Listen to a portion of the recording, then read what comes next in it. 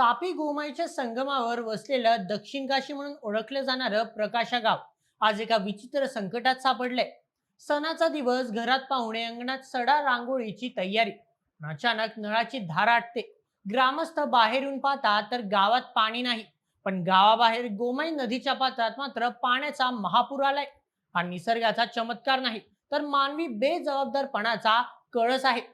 प्रकाशा गावाच्या पाचवीला पुजलेला पाणी प्रश्न सुटण्याऐवजी एका ठेकेदाराच्या अति उत्साहामुळे तो अधिकच गंभीर झाला आहे. 40 वर्षांपासून गावाची तहान भागवणारी मुख्य कुपन नलिका म्हणजेच बोरवेल आज मातीच्या ढिगाऱ्याखाली गाडली गेली आहे. विकासाच्या नावाखाली चाललेला हा विनाश नेमका कोणाच्या आशीर्वादाने सुरू झाला आहे? चला संपूर्ण प्रकरण सविस्तर पद्धतीने समजून घेऊया आजच्या व्हिडिओमध्ये. प्रकाशा ते डांबरखेडा या दोन गावांना जोडणाऱ्या नवीन पुलाचे काम युद्ध पातळीवर सुरू आहे. या पुलाच्या भरावासाठी मोठ्या प्रमाणावर मातीची गरज होती. मात्र संबंधित ठेकेदाराने कोणत्याही तांत्रिक आराखड्याचा विचार न करता क्षमतेपेक्षा जास्त खोल खोदकाम केले. या खोदकामाच्या दरम्यान प्रकाशा गावाला पाणी पुरवठा करणारी मुख्य पाईपलाईन आणि कूपन नलिका जेसीबीच्या पंजाने अक्षरशः उखडून फेकली गेली. परिणामी तासाला हजारो लिटर उपसा करणारे शुद्ध पाणी थेट नदीत वाहून जाऊ लागले. ऐन सणासुदीच्या काळात प्रकाशा गाव पूर्णपणे कोरडं पडलं आणि ग्रामस्थांच्या संतापाचा भान फुटला. या घटनेचे पडसाद केवळ रिकाम्या हंड्यांमध्ये उमटले नाहीत, तर ते लोकांच्या दैनंदिन जीवनावर झालेला मोठा आघात आहे. चला मुद्द्याने बघू. सर्वप्रथम सणासुदीचा विरस. प्रकाशा हे धार्मिक केंद्र असल्याने येथे सणांना विशेष महत्व असते. मात्र पाणीच नसल्याने महिलांना नाहक वणवण करावी लागली. द्वितीय, आर्थिक नुकसान. ज्यांच्याकडे साठवणुकीची सोय नव्हती त्यांना टँकरने किंवा विकतचे पाणी घेण्याची वेळ आली. तृतीय, पाण्याचा अपव्यय. एका बाजूला महाराष्ट्र दुष्काळाच्या छायेत असताना ठेकेदाराच्या चुकीमुळे लाखो लिटर पाणी चिखलात मिसळले गेले. हे पाहून प्रकाशातील वृद्धांच्या डोळ्यात पाणी आले. या घटनेने प्रकाशाच्या स्थानिक राजकारणात मोठी खळबळ माजवली आहे. येथे काही महत्वाचे प्रश्न उपस्थित होतात. सर्वप्रथम, परवानगी कोणाची होती?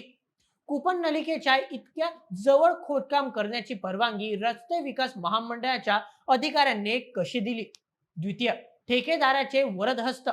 गेल्या 15 दिवसांपासून प्रकाशाचा पाणी पुरवठा विस्कळीत होत असताना प्रशासनाने ठेकेदाराला अभय का दिले?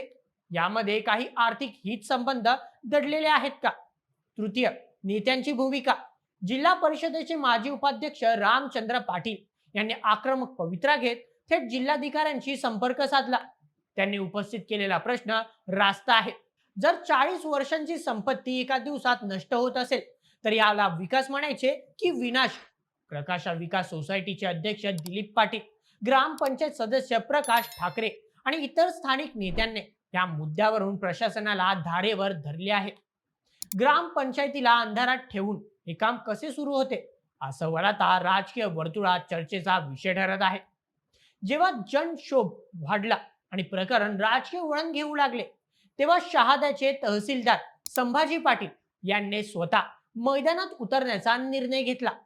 त्यांनी घटनास्थळी जाऊन पाहिले की खरोखरच मोठी नासाडी झाली आहे. त्यांनी रस्ते विकास महामंडळाचे अधिकारी DB पवार यांना तातडीने कूपन नलिका दुरुस्त करण्याचे आदेश दिले. ज्यांनी चूक केली त्यांनीच आजच्या आज ही लाईन जोडून द्यावी, असा कडक इशारा त्यांनी दिला. प्रकाशा गावाचा हा पाणी प्रश्न केवळ एका तुटलेल्या पाईपचा विषय नाही, तर तो नियोजनाचा अभावाचा आणि जनतेच्या हक्कांच्या पायमल्लीचा विषय आहे. पूल हवाच, पण तो गावाचा गळा घोटून नको. तर आज हे दुरुस्त झाले नाही तर प्रकाशाची जनता रस्त्यावर उतरल्याशिवाय राहणार नाही, हे स्पष्ट दिसत आहे.